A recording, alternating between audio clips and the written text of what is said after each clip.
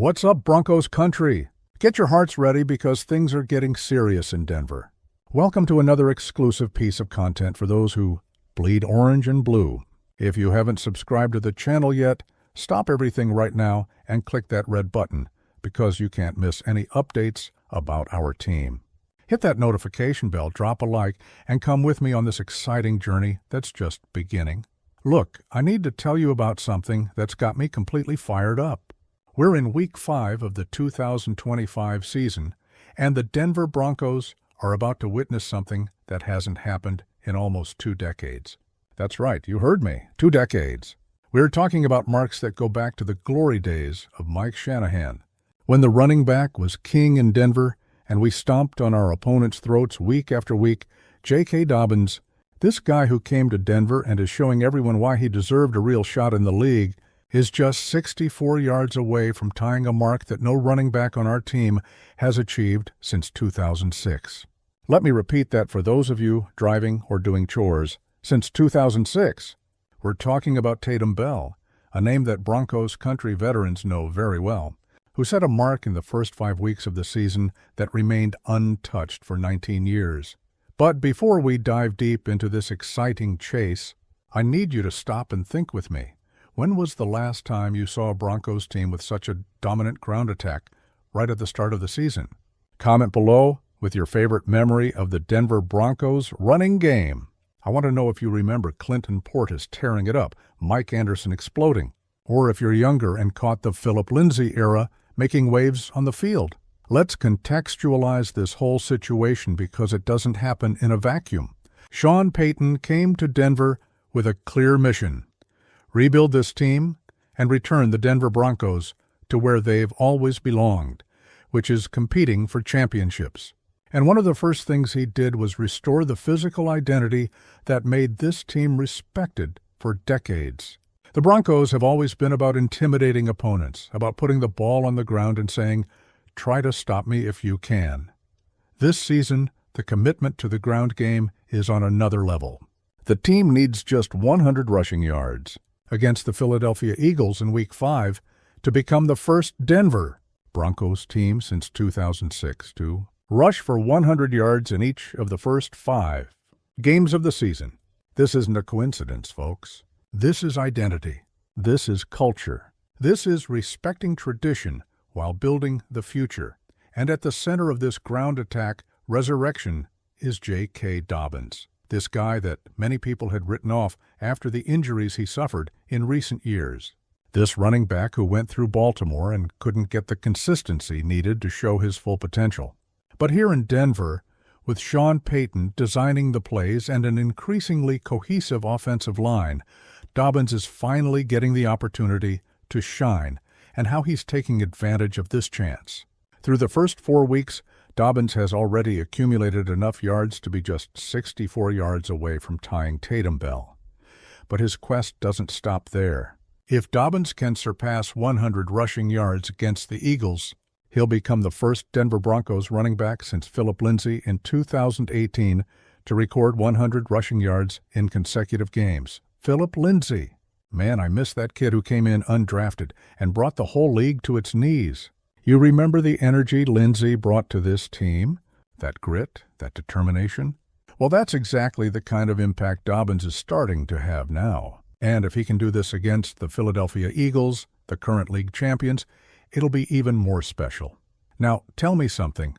Are you noticing the level of difficulty in this challenge? Because it's not just running against any defense.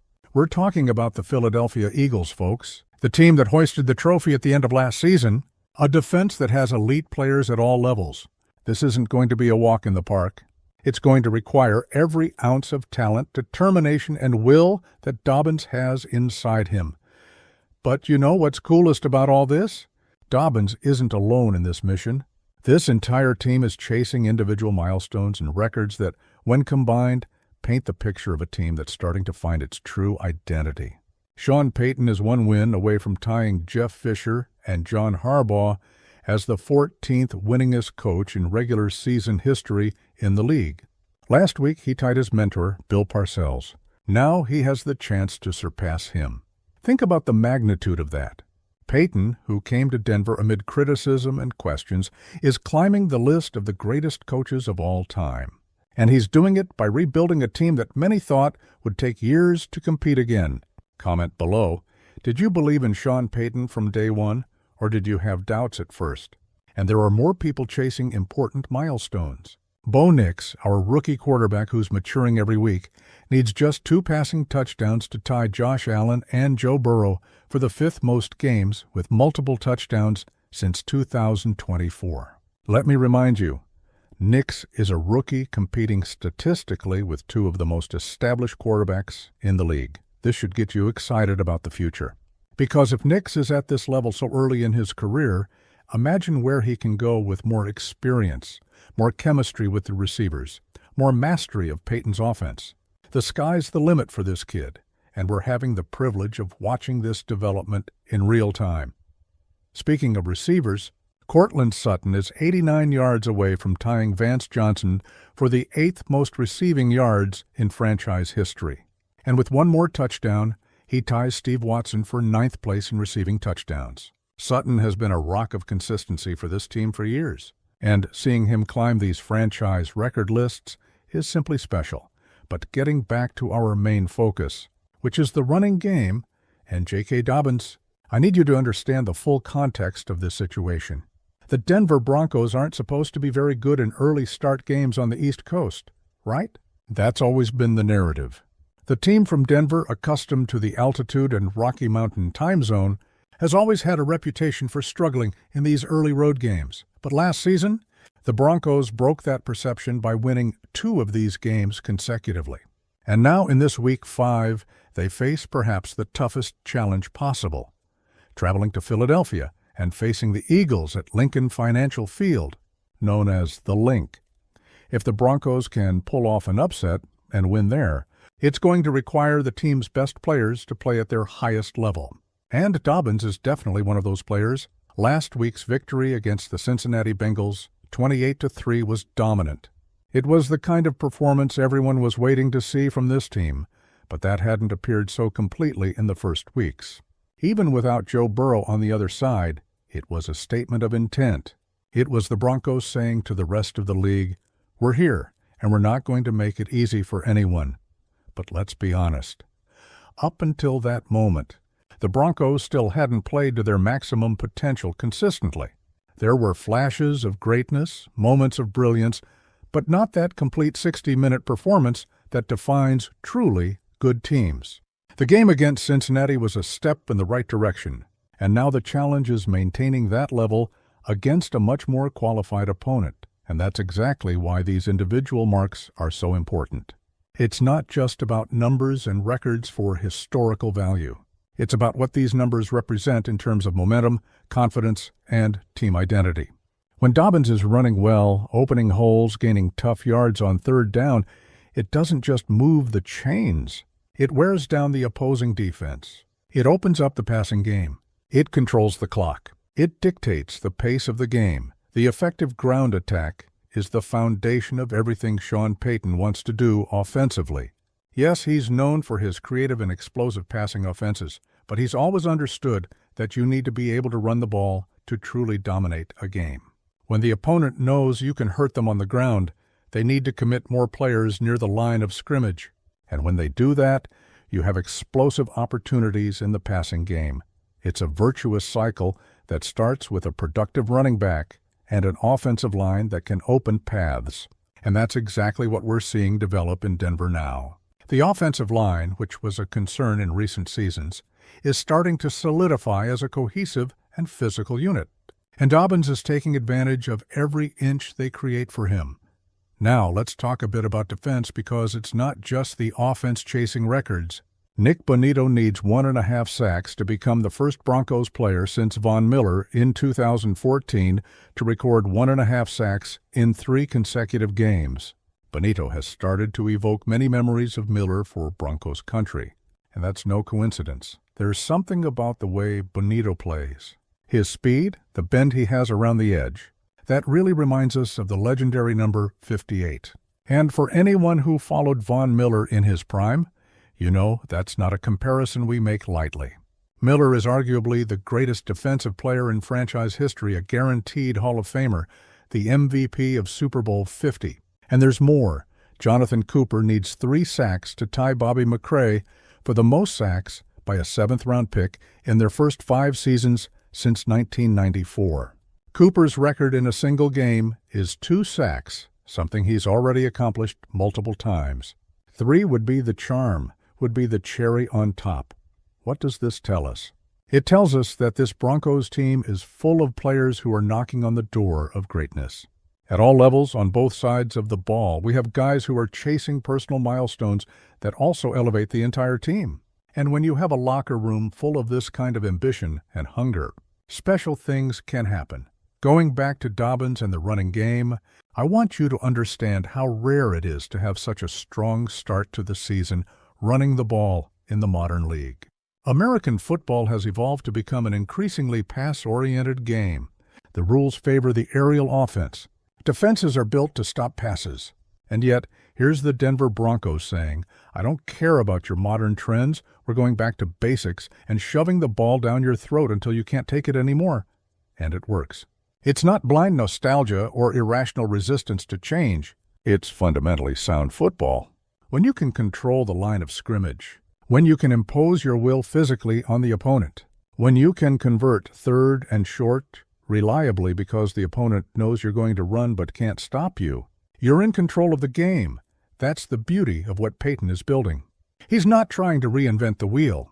He's taking tried-and-true principles of winning football and applying them with modern talent. Dobbins isn't a running back from the 90s. He's a complete athlete who can catch the ball as a receiver, who has vision to find holes, who has speed to reach the end zone from anywhere on the field, and who has the physicality to get tough yards when needed. And when you combine this kind of talent with a scheme that maximizes his strengths and an offensive line that's committed to opening paths, you have the recipe for something special. The 64 yards Dobbins needs to tie Bell aren't just numbers. They're a statement that the Broncos are back to their fundamental values. Now I know some of you might be thinking, okay, but this is against the Philadelphia Eagles, not just any team. And you're absolutely right to have that concern. The Eagles have one of the most physical and talented defenses in the league. They're not going to let Dobbins run freely. They're going to stack the box, attack the gaps, do everything in their power to force Bo Nix to win the game through the air. And that's exactly why. If Dobbins gets his yards and reaches these milestones against this specific defense, it's going to mean even more. Anyone can have success running against a weak defense.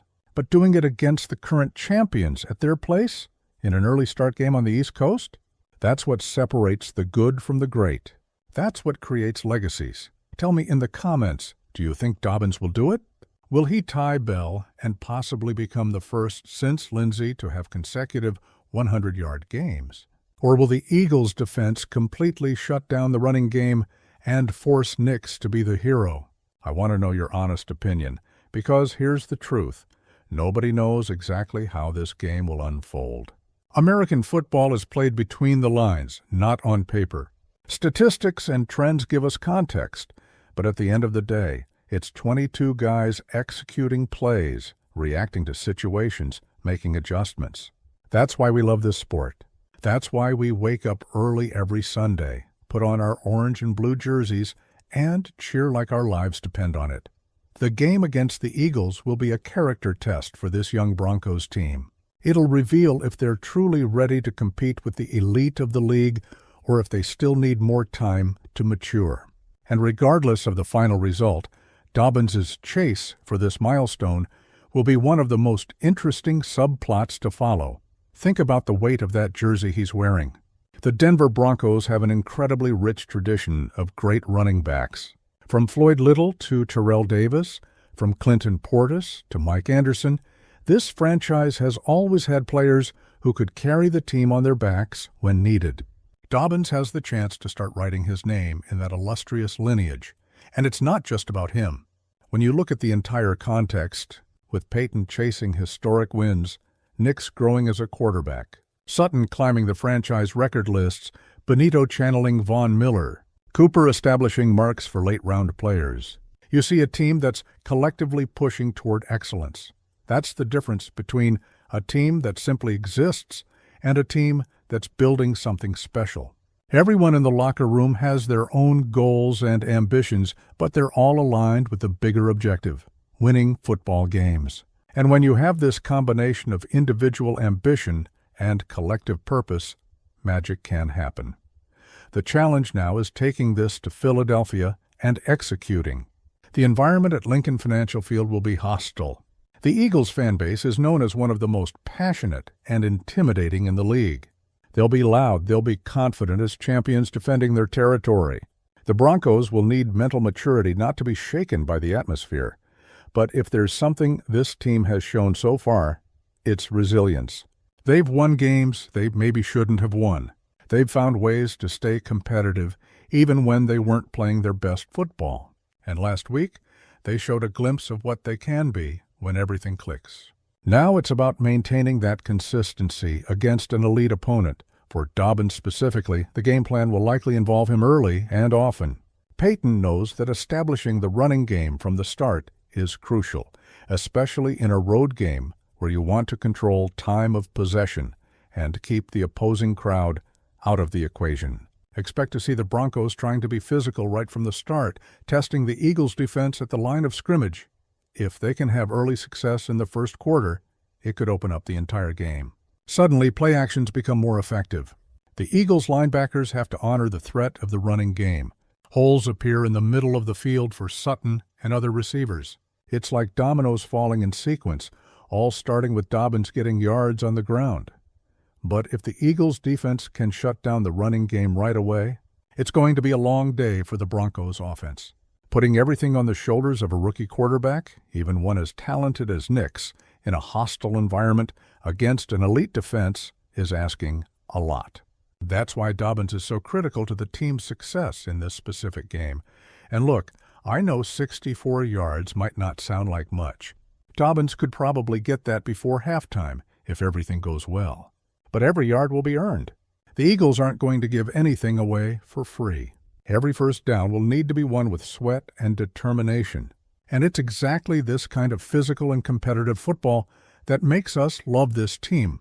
Because at the end of the day, it's about more than just statistics and records. It's about identity. It's about pride. It's about representing Broncos Country the right way. It's about going into one of the toughest environments in the league and not backing down. It's about looking the champion in the eyes and saying, "We're not afraid of you." And when Dobbins crosses that 64-yard mark, when he ties bell and puts himself in the franchise record books, it'll be a moment of celebration for all of us. Because he's not doing this alone. Every fan watching, every person wearing the team jersey, each of you commenting and sharing this content, we're all part of this journey. So I ask you again, are you ready to wake up early on Sunday and cheer until you're hoarse? Are you ready to believe this team can go to Philadelphia and pull off an epic upset? Are you ready to see Dobbins do something no Broncos running back has accomplished in almost 20 years? Because I am. I'm ready to see this team building, keep growing, keep giving us reasons to believe that something special is being built in Denver. And it all starts with establishing that running game, with Dobbins pounding the defense, with the offensive line imposing its will, with Sean Payton showing his tactical genius. The path to success this season goes through games like this, facing elite teams, proving you belong in the conversation, earning respect around the league. And if the Broncos can leave Philadelphia with a win, and Dobbins has reached his milestones, the conversation around this team will change completely. Suddenly, we won't be the rebuilding team that surprised some people anymore. We'll be legitimate contenders who need to be taken seriously. And that changes everything. It changes how opponents prepare for you. It changes the confidence in the locker room. It changes expectations for the rest of the season. But all of this starts with executing the game plan on Sunday. It starts with Dobbins taking that handoff on first down, finding the hole, lowering his shoulders, and gaining positive yards. It starts with establishing the physical tone that will dictate how the entire game unfolds. It starts with doing what the Denver Broncos have always done best, playing hard, physical, winning football. So if you've made it this far with me, I want you to do one thing. Drop that like, show the algorithm that this content deserves to be seen by more people in Broncos Country. Share it with your friends who also bleed orange and blue. And if you haven't subscribed yet, what are you waiting for? Click that button because we have a lot more content coming throughout the week. And in the comments, I want real discussion. Not just go Broncos or let's ride. I want your analysis, your predictions, your concerns, and your optimism. How much do you think Dobbins will rush for? Does he reach the 64 yards? Does he get to 100? Do the Broncos pull off the win? Let's debate because that's what makes this community special. At the end of the day, we're all in this journey together. When the team wins, we win. When they struggle, we struggle with them. And when a player like Dobbins chases a milestone that hasn't been reached in 19 years, we all feel the excitement and anticipation. Because we're a family. We're Broncos Country. And there's no place I'd rather be. So get that coffee ready, or the beer if you're watching at night, due to time zone differences. Put on that team jersey and get ready for an exciting Sunday of football. Because J.K. Dobbins is about to do something special. The Denver Broncos are about to continue their climb, and we're going to be there to witness every second. Until next time, Broncos Country. Keep believing, keep cheering, and keep being part of this incredible family. I'm your passionate narrator bringing you all the content you need about our team. See you in the next video, and may next Sunday be epic for all of us. Stay tuned because the best is yet to come.